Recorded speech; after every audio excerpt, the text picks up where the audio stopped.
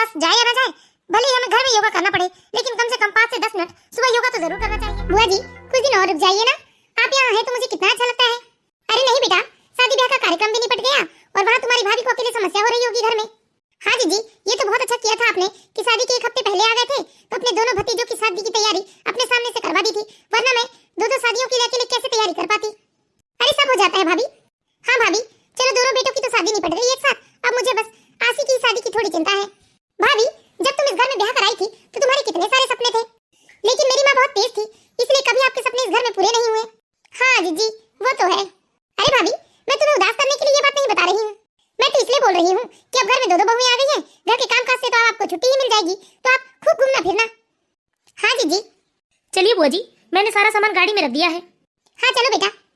ठीक है भाभी, अपना ख्याल रखना। हाँ जीजी, आपकी बहुत याद आएगी। लो बेटा आसी, तुम अपने लिए कपड़े खरीद लेना। अरे नहीं नहीं बुआ जी, इसकी क्या जरूरत है, रहने दीजिए ना। अरे बेटा ले लो, तुम अपने लिए एक अच्छी सी ड्रेस खरीद लेना। अरे ले ले आसी, बुआ इतने प्यार से दे रही है, और वैसे भी तू अभी सबसे छोटी है इस घर में, तो हक तो बनता है तुझे सबसे लेने का। ठीक है भैया। देखो ना मम्मी, बुआ ने जबरदस्ती मुझे 2000 रुपए दे दिए। अरे रख लो बेटा, ये तुम्हारी बुआ का प्यार है तुम्हारे लिए। अच्छा मम्मी, मैं देखती हूँ कि भाभी क्या कर रही हैं। हाँ बेटा। ये है कुसुम जी। कुसुम जी ने अभी अभी अपने दोनों बेटी की शादी की है।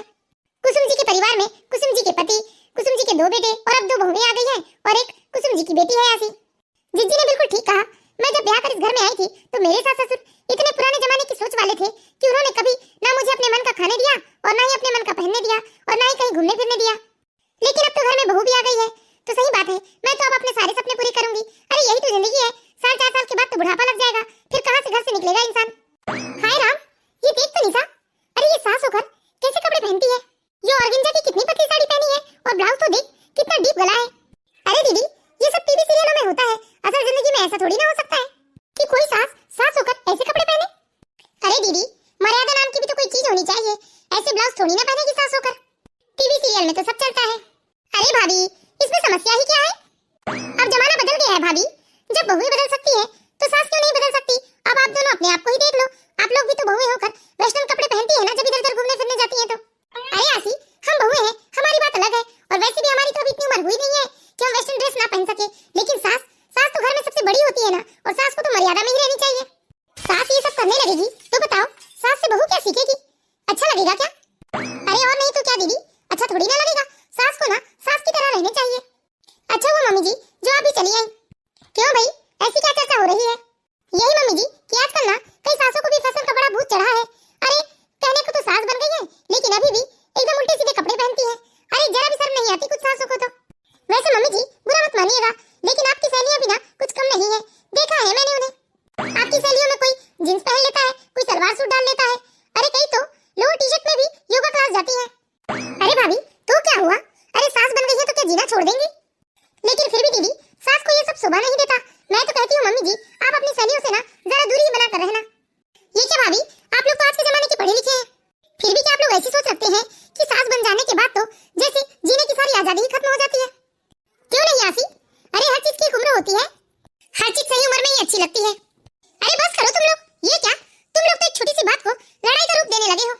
चलो आसी, तुम मेरे साथ मेरे कमरे में चलो।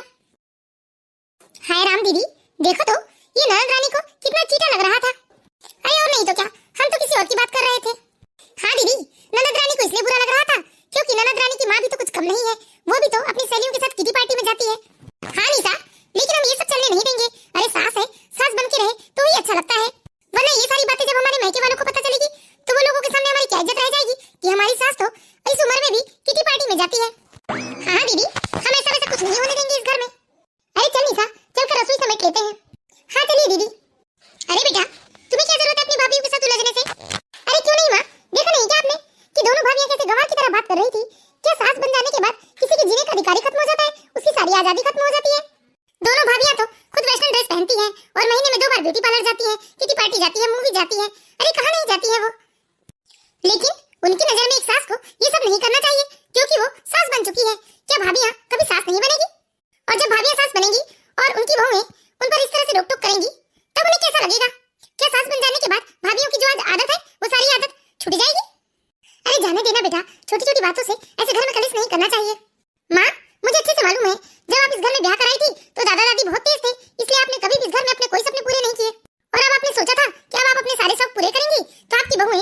पर लगाम लगाना चाहती है, क्या ये अच्छी बात है? अरे तेरी भाभियों को बोलने देना बेटा, उनके बोलने से मैं रुक तो नहीं जाऊंगी, मैं तो जाऊंगी मुझे जहाँ जाना होगा। अरे मैं तो आज ही किटी पार्टी में जा रही हूँ, आज दोपहर को तुम्हारी ममता आंटी के यहाँ है किटी पार्टी। अच्छा हाँ माँ जरूर जाइए, आप किसी की मत सुनिए। ठीक है बेटा। इधर कुसुम जी दोपहर को तैयार होकर अपनी सहेली के यहाँ किटी पार्टी में चली जाती है। आसी मम्मी जी कहाँ है, दिखाई नहीं दे रही है मुझे। अरे भाभी आप लोग दोपहर में अपने कमरे में आराम कर रहे थे ना, इसलिए मम्मी आपको बता नहीं पाई, लेकिन मम्मी तो ममता आंटी के यहाँ किटी पार्टी में गई है। हाय राम, ये क्या बोल रही हो आसी तुम, मम्मी जी किटी पार्टी में गई है? हाँ भाभी ठीक है बाय, अभी तो मैं अपनी फ्रेंड के यहाँ जा रही हूँ। निशा निशा, अरे क्या हुआ दीदी? अरे निशा तुझे कुछ मालूम भी है, मम्मी जी किटी पार्टी में गई है अपनी सहेली के घर। क्या किटी पार्टी में गई है? हाँ मैं भी तो सुनकर दंग रह गई। अरे मम्मी जी को अपनी उम्र का जरा भी लिहाज नहीं है, इस उम्र में क्या उन्हें किटी पार्टी में जाना शोभा देता है? अरे और नहीं तो क्या दीदी, इस उम्र में तो उन्हें भजन कीर्तन करना चाहिए, मंदिर जाना चाहिए, सत्संग में जाना चाहिए, और वो किटी पार्टी में जा रही है। ये तो कितनी शर्म की बात है दीदी, एक सास होकर किटी पार्टी में जा रही है। निशा ये मम्मी जी तो अभी भी अपने आप को सास नहीं मानती, बल्कि अपने आप को इस घर की बहू समझती है। अरे दीदी हम तो मम्मी जी से साफ साफ कह देंगे कि उन्हें इस उम्र में ये सब करना जरा भी शोभा नहीं देता। मुझे तो लगता है हमें बुआ जी को फोन लगाकर बता देना चाहिए कि मम्मी अभी इस उम्र में किटी पार्टी में जाती है। हाँ मैं तो कहती हूँ बुआ जी के साथ साथ ना हम चाची जी को भी बता देते हैं। हाँ पहले तो हम चाची जी को बता देते हैं, उसके बाद हम बुआ जी को भी बता देंगे। हेलो प्रणाम चाची जी। हाँ बेटा खुश रहो, कैसे हो तुम लोग? चाची जी हम लोग तो बिल्कुल ठीक है, लेकिन ना जाने ये मम्मी जी को क्या हो गया है, कैसे उल्टे सीधे सब पाल रखे हैं मम्मी जी ने, तो उन्हें तो अपनी उम्र का जरा भी लिहाज नहीं है। क्यों बेटा ऐसा क्या किया तुम्हारी सास ने? अरे वो तो किटी पार्टी में चली गई और उन्होंने हमें बताया भी नहीं। आप ही बताइए ना चाची जी, क्या इस उम्र में मम्मी जी को किटी पार्टी अटेंड करना अच्छा लगता है? अरे भाई ये तो ठीक बात नहीं है, कम से कम तुम लोगों को बताकर तो जाना था। ठीक है मैं बात करूंगी आज उनसे। इस तरह कुसुम जी की बहुएं कुसुम जी की देवरानी को फोन करके उल्टी सीधी बातें बता देती हैं, और खुद कुसुम जी की बहुएं कुसुम जी के आने का इंतजार करने लगती हैं। जैसे ही कुसुम जी घर पर आती है तो उनके दोनों बहुओं को उनको देखकर बहुत गुस्सा आ जाता है। बाप रे मम्मी जी ये क्या पहनकर गई थी आप? क्यों भाभी ऐसे क्यों घूर रहे हो आप मेरी माँ को? मेरी माँ ने कपड़े ही तो पहने हैं ना। हाँ वो तो देख ही रहे हैं आसी। अरे इस उम्र में ऐसे कपड़े? अरे चुप हो जाओ तुम लोग, इतनी छोटी सी बात पर ऐसे लड़ने को तैयार हो जाते हो तुम लोग। मम्मी जी ये छोटी सी बात नहीं है, आपको अपनी उम्र का लिहाज करना चाहिए। अपनी सहेलियों के साथ किटी पार्टी करना, बाहर घूमने फिरने जाना और इस तरह के कपड़े पहनना आपको जरा भी शोभा नहीं देता। अरे आप सास बन चुकी हैं और आपको सास की तरह रहना चाहिए। अच्छा ठीक है बाबा, मैं आगे से ध्यान रखूंगी, बस अब तुम लोग ऐसे लड़ो मत। लेकिन माँ, अरे तू चुप रहना, क्यों बेकार में बात बढ़ा रही है? क्या मम्मी ये भाभियां तो बस छोटी छोटी बातों में बवाल करने लगती हैं, और खुद भी तो वेस्टर्न ड्रेस पहनती है, पार्टी में जाती है, मूवी देखने जाती है। अरे सब कुछ तो भाभी करती है, लेकिन यही चीज यदि आप कर रहे हो तो भाभियों को बड़ा गुस्सा आ रहा है आपके ऊपर, जैसे आपने कुछ अलग ही कर दिया होगा। अरे दीदी मैंने ऐसा क्या किया है, आप मुझे इस तरह क्यों चिल्ला रही हैं? बस बस कुसुम ज्यादा भोली बनने का नाटक मत करो, बहू ने मुझे सारी बात बता दी है। अरे तुम सास हो, कम से कम सास की तरह तो रहो। मुझे बहू ने बताया कि तुम किटी पार्टी करते रहती हो, सारा दिन फोन चलाते रहती हो, और तो और तुम कैसे अजीबोगरीब कपड़े भी पहनती हो। अब ये बताओ ये कोई उम्र है क्या ये सब करने की? अरे नहीं दीदी ऐसी तो कोई बात नहीं है। अरे दीदी मैं आपको क्या बताऊं, मेरी दोनों बहुएं ना ऐसी छोटी छोटी बातों से बवाल करते रहती है। देखो कुसुम, परिवार बड़े हो जाने की वजह से हम सब लोग अलग अलग जरूर रहते हैं, लेकिन अभी भी मैं तुम्हारी जेठानी हूँ और जेठानी सास के बराबर होती है। इसलिए याद रखना कुसुम कि अगली बार तुम्हारी दोनों बहुएं ना तुम्हारी ऐसी उल्टी सीधी शिकायत ना करें मुझसे। ठीक है दीदी। अरे मैंने तो सोचा था कि घर में पढ़ी लिखी बहू आई है तो वो लोग भी खुश रहेंगे और मैं भी खुश, लेकिन मेरी बहुएं तो छोटी छोटी बातों से बवाल करने लगती है। अब तो उन लोगों ने मेरी देवरानी जेठानी और नंदू को भी फोन लगाना शुरू कर दिया है। खैर अब मैं याद रखूंगी कि मेरी बहुएं मेरी शिकायत ना करे किसी से। मम्मी जी देखिए ममता आंटी आई है। अरे ममता आई है, जाकर मिलती हूँ। अरे ममता कैसे आना हुआ? अरे सुनो कुसुम, हम लोगों ने सोचा है कि हम लोग योगा क्लास ज्वाइन कर लेते हैं, क्या तुम चलोगी हमारे साथ योगा क्लास में? हाँ ममता मैं जरूर चलूंगी, वैसे भी इस उम्र में ना अपनी सेहत का बहुत ध्यान रखना चाहिए, और देख तो मैं दिन ब दिन कितनी मोटी होती जा रही हूँ। हाँ कुसुम हमें अपनी सेहत का अच्छे से ध्यान रखना चाहिए, और योगा तो बहुत जरूरी है, चाहे हम योगा क्लास जाए या ना जाए, भले ही हमें घर में योगा करना पड़े, लेकिन कम से कम 5 से 10 मिनट सुबह योगा तो जरूर करना चाहिए। अच्छा ठीक है ममता, ये बता कितने बजे से है योगा की क्लास? मम्मी जी हम लोग ब्यूटी पार्लर जा रहे हैं, हमें आने में जरा देर हो जाएगी। हाँ ठीक है बेटा जाओ तुम लोग। भाई मानना पड़ेगा कुसुम, तुमने अपनी बहुओं को ना बिल्कुल अपनी बेटी की तरह छूट देकर रखी है। हाँ ममता, अरे हमारी बहू भी तो किसी की बेटी है ना। अच्छा ठीक है अब मैं चलती हूँ, कल 7 बजे तुम तैयार हो जाना, मैं तुम्हें लेने आ जाऊंगी सामने। ठीक है मैं सुबह 7 बजे तैयार हो जाऊंगी। ममता ने तो कहा था कि वो सुबह 7 बजे आ जाएगी, लेकिन अभी तक आई नहीं वो। अरे मैं ही ममता के घर चली जाती हूँ, वहीं से ममता के साथ मैं योगा क्लास में चली जाऊंगी। अरे मम्मी जी कहाँ जा रही है इतनी सुबह सुबह? मैं तो योगा क्लास जा रही हूँ बहू। वैसे मम्मी जी तो अच्छा है कि आपको किसी सत्संग में जाना चाहिए। कम से कम सत्संग में जाएंगी तो वहाँ थोड़ा ज्ञान मिल जाएगा आपको। और नहीं तो क्या मम्मी जी, इस उम्र में फिगर बनाने की क्या जरूरत है आपको? जाइए मंदिर जाइए, पूजा पाठ कीजिए, सत्संग में जाइए, भजन कीजिए। लेकिन आपको तो योगा क्लास जाने की पड़ी है। ये शोभा नहीं देता मम्मी जी आपको इस उम्र में योगा क्लास जाना। अरे ये कैसी बातें कर रही हो तुम लोग? अरे सेहत का उम्र से क्या लेना देना। और मैं तो कहती हूँ कि सबको योग करना चाहिए, तुम दोनों को भी योगा करना चाहिए, ये शरीर के लिए बहुत फायदेमंद होता है। अच्छा ठीक है, मैं जा रही हूँ, मुझे देर हो रही है, ममता मेरा इंतजार कर रही होगी। ये लो, हमारी सास तो अपने फिगर बनाने में लगी है, अब इस उम्र में भी इन्हें लोक लाज का जरा भी डर नहीं। अरे और नहीं तो क्या दीदी, इस उम्र में मम्मी जी को भक्ति भजन ईश्वर का नाम लेना चाहिए। लेकिन हमारी मम्मी जी तो योगा किटी पार्टी और ये सब काम धाम करने में लगी है, और जरा सा कुछ बोल दो तो मम्मी जी कहती है कि मेरी बहुएं तो छोटी छोटी बातों में बस बवाल करती रहती हैं। अरे और नहीं तो क्या निशा, जब सास अपनी बहू की करतूतें बता सकती है तो बहुएं अपनी सास की करतूतें क्यों नहीं बता सकती? चल निशा, घर के कामकाज में लग जाते हैं। अब हमारी कहाँ ऐसी किस्मत कि हम मम्मी जी की तरह सुबह सुबह योगा क्लास में चली जाएं और घर का कामकाज छोड़ दें। सुबह का समय था, सब लोग अपने अपने काम में लग जाते हैं। करीब 2 घंटे के बाद निशा की सास योगा क्लास से घर आती है।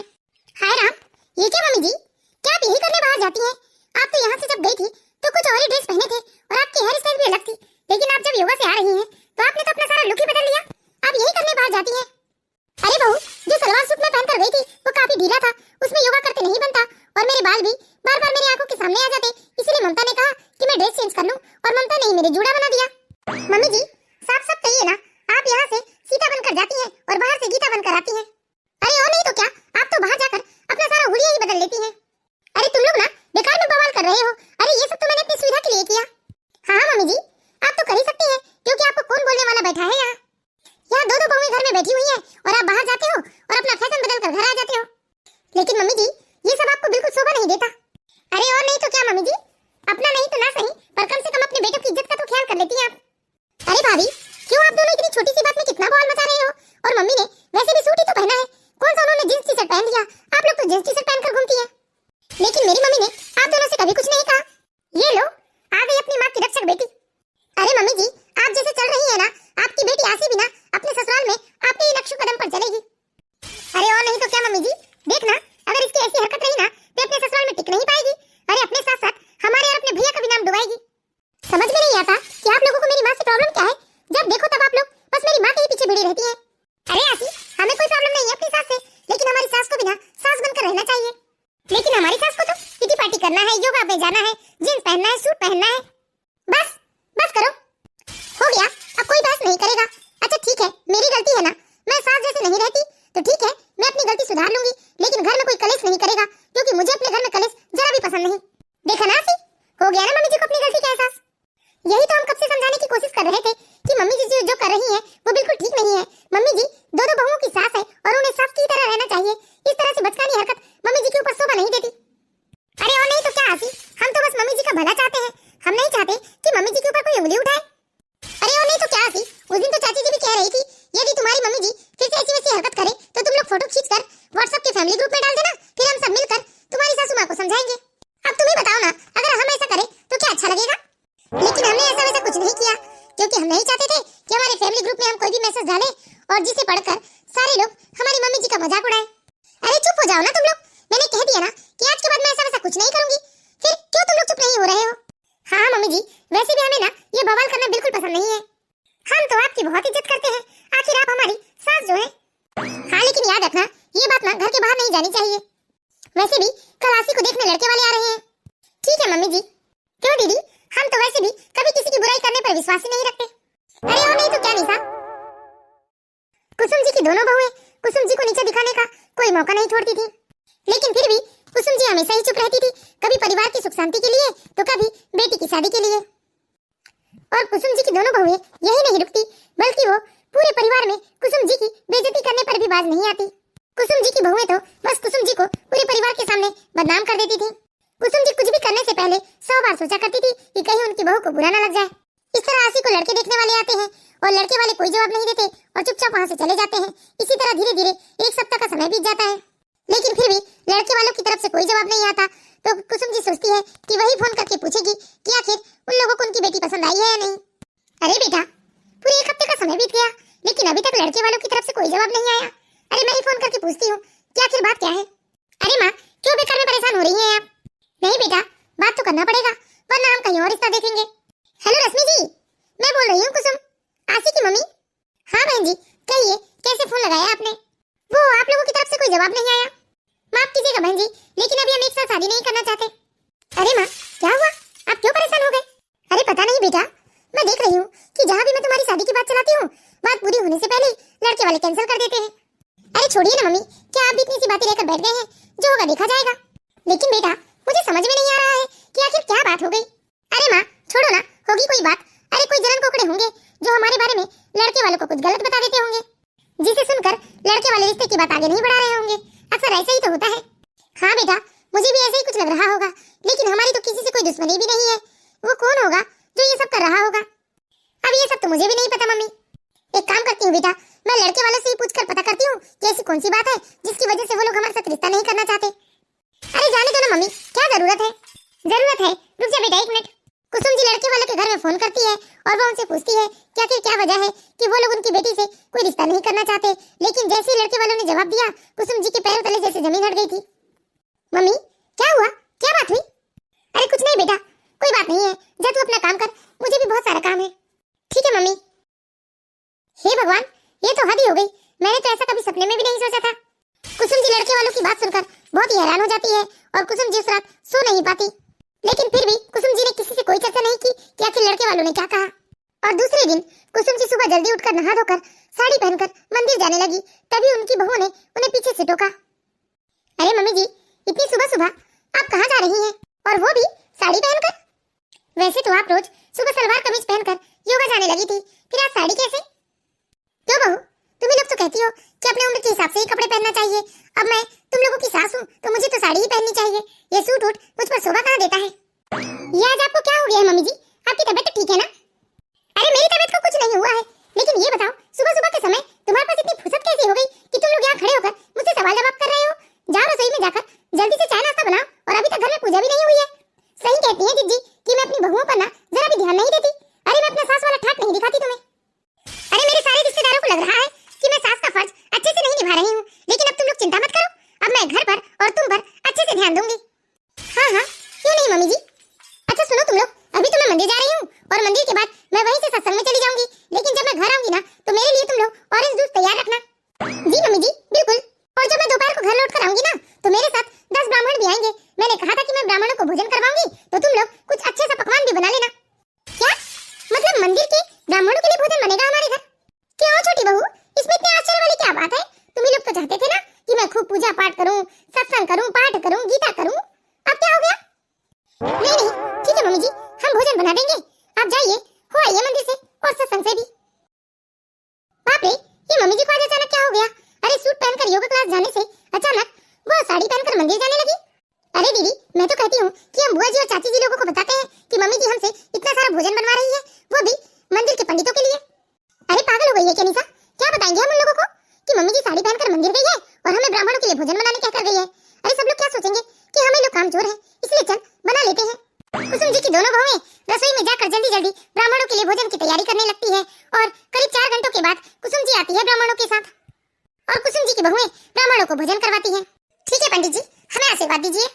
आपका पूरा परिवार सदा हंसी खुशी रहे। तुम्हारा बनाया हुआ खाना वाकई में बहुत स्वादिष्ट था। पंडित जी ने बहुत तारीफ की तुम्हारे खाने की। अच्छा धन्यवाद मम्मी जी। अच्छा मुझे भी भूख लगी है, कुछ ले आओ मेरे लिए खाने को। जी मम्मी जी, अभी ले आई। लीजिए मम्मी जी, खा लीजिए। अरे क्या है ये सब? ये सारा खाना तो ठंडा हो गया है, मैं इतना ठंडा खाना नहीं खाऊंगी। और छोटी बहू, तुम अभी तक यहाँ खड़ी होकर टाइम पास कर रही हो, देख नहीं रही हो हॉल कितना गंदा दिख रहा है? जल्दी से हॉल की सफाई करो और उसके बाद किचन भी एकदम चमका देना तुम।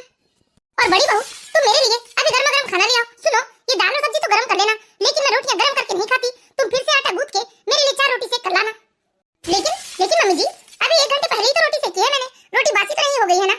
अरे मुझे तो गर्मा गर्म रोटियां ही खाना पसंद है, वो तो अभी तक मैंने चला लिया। क्योंकि अब मैं सास बन गई हूँ तो ये सब मैं लापरवाही बिल्कुल नहीं चलाऊंगी। मुझे तो अब जैसे खाना है मैं वैसे ही खाऊंगी। जाओ अभी के भी रोटियां सेक कर ले आओ। सुनाई नहीं दे रहा है क्या तुम लोगों को? जी ठीक है मम्मी जी। दीदी, आपने देखा मम्मी जी की नौटंकी? मम्मी जी तो कुछ ज्यादा ही तेवर दिखा रही हैं। अरे पागल, अब मम्मी जी सास बन गई है ना, इसलिए सास वाले ठाट दिखा रही है वो हमको। दीदी, मुझे इस तरह से डांट खाना बिल्कुल पसंद नहीं है। आपकी वजह से बेकार में डांट खाना पड़ा आज मुझे मम्मी जी से। आप ही चाहती थी ना कि मम्मी जी सास बन जाए। अब देखो बन गई मम्मी जी सास।